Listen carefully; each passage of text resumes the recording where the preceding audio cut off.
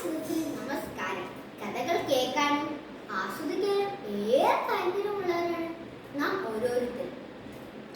ലോക പ്രശസ്തനായ ബ്രസീലിയൻ എഴുത്തുകാരൻ പൗലോ കൊയ്ലോയുടെ എണ്ണം നിറച്ച കണ്ണിന്റെ കഥയാണ് ഞാൻ നിങ്ങളുടെ മുമ്പിൽ പങ്കുവയ്ക്കാൻ പോകുന്നത്.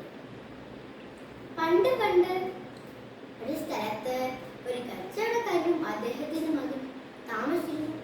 ഒരു ദിവസം കച്ചവടക്കാരൻ തന്റെ മകനെ ഒരു ഞാണിലടിയിലേക്ക് പറഞ്ഞയച്ചു.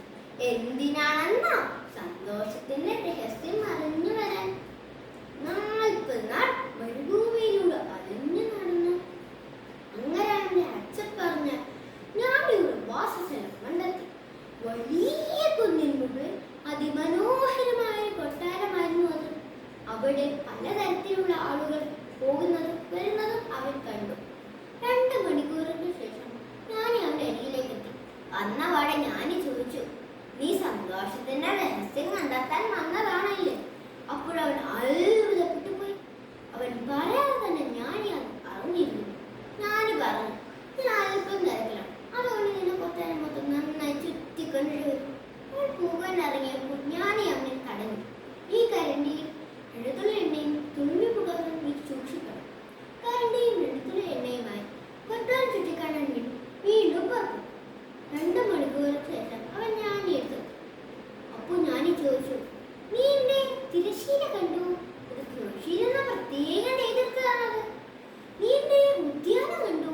അത് ഈ മട്ടിലാക്കി തീർക്കാൻ 10 വർഷം വേണ്ടി വന്നു. നീ എന്റെ ഗ്രന്ഥപ്പുര കണ്ടു? അതിൽ ഓരോ താളുകളും എത്ര മനോഹരമാണ്. ഇതൊന്നും താൻ കണ്ടിട്ടേ ഇല്ല. വാസ്തവം ഞാൻ എടുത്ത് പറഞ്ഞു.